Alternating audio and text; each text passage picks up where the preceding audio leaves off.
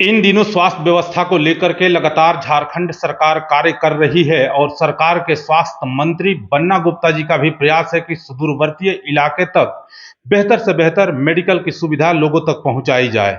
आज हम लोग पहुंचे हुए हैं धनबाद में, जहां पर मायो जनरल हॉस्पिटल का संचालन हो रहा है और यहाँ के जो डायरेक्टर हैं जैनुल अंसारी साहब, जो हमारे बीच मौजूद हैं। शुरू से ही जैनुल अंसारी साहब मेडिकल के क्षेत्र में सेवा देते आ रहे हैं और एक इनका अपना हॉबी भी रहा है कि हेल्थ के सेक्टर में कुछ बेहतर प्रयास करना है। हम लोग इनसे जानने का प्रयास करेंगे कि इनके इस अस्पताल तक किन किन डिजीज के पेशेंट अधिक आ रहे हैं और खास करके ग्रामीण स्तर के लोगों में हेल्थ से रिलेटेड समस्या किस तरह का है। जैनुल साहब, हेलो डॉक्टर कार्यक्रम में आपका बहुत बहुत स्वागत है। आप एक अस्पताल के संचालक हैं और आपके कुशल नेतृत्व में मायो जनरल हॉस्पिटल का संचालन हो रहा है। इस मौसम में किन किन डिजीज के पेशेंट अधिक आ रहे हैं? अभी फीवर, टाइफाइड, मलेरिया, डेंगू वही सब का पेशेंट थोड़ा सा है। और प्रेशर का भी कुछ कुछ है, जैसे अपेंडिक्स है। न्यूरो एक्सीडेंटल भी हम लोग आते हैं, डॉक्टर राजेश सिंह करते हैं treatment. Rajesh Singh sir neurologist है। बाकी हबीबुल्ला सर है, मेडिसिन का देखते हैं। और ठीक हो रहा, 2 से 3 दिन में फीवर ठीक हो जा रहा है। डेंगू का भी 2-3 पेशेंट एडमिट हुआ था, हम लोग खबर भी किए थे सिविल सर्जन सर को, तो आए थे सर, देखे, अच्छा ट्रीटमेंट है और सब है। पेशेंट का अच्छा, सब खुश होकर घर जा रहा है, कम पैसा में अच्छा जी जी, इलाज। क्योंकि जैनुल साहब ये देखा जा रहा है कि पूरे प्रदेश में हेलो डॉक्टर कार्यक्रम का आगाज चैनल मीडिया के माध्यम से हुआ है। खास करके सुदूरवर्तीय इलाके में जो लोग हैं, गांव में जो लोग रहते हैं, वो अपने स्वास्थ्य के प्रति बहुत ज्यादा सजग नहीं रहते हैं। जब भी किसी प्रकार का उन्हें समस्या होता है, वो गांव में ही मेडिकल स्टोर से दवा खरीद कर खाना शुरू कर देते हैं। वैसे लोगों को, चूंकि आप एक सफल अस्पताल के संचालक हैं और हेल्थ के सेक्टर में लगातार सेवा दे रहे हैं और आप एक हेल्थ सलाहकार भी हैं, तो वैसे लोग जो अपने स्वास्थ्य के प्रति सजग नहीं रहते हैं, उनको क्या सुझाव देंगे? उनको तो सुझाव देंगे कि बिना डॉक्टर से दवा नहीं खाना चाहिए। वो जो खाते हैं उनका बीमारी बढ़ जाता है, डेंगू रह रहा है, पूरा सीरियस होकर पेशेंट आ रहा है। एगो दूगो दवा खाते हैं, उससे दिक्कत होता है उनको। वैसे तो हॉस्पिटल में कोई बढ़िया डॉक्टर फिजिशियन से दिखा के ही खाना चाहिए।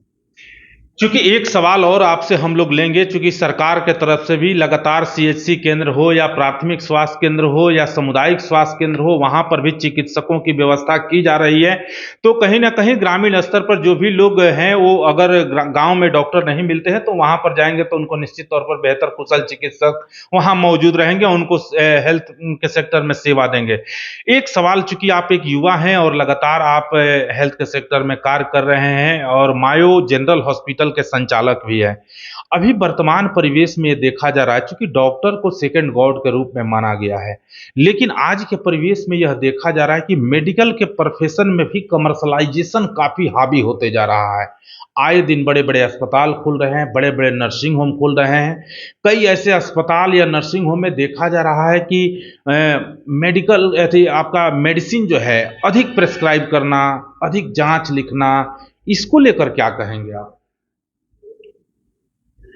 मेरे यहाँ तो चीप एंड बेस्ट में ही दवा मिलता है, कम से कम टेस्ट में बेहतर इलाज करते हैं।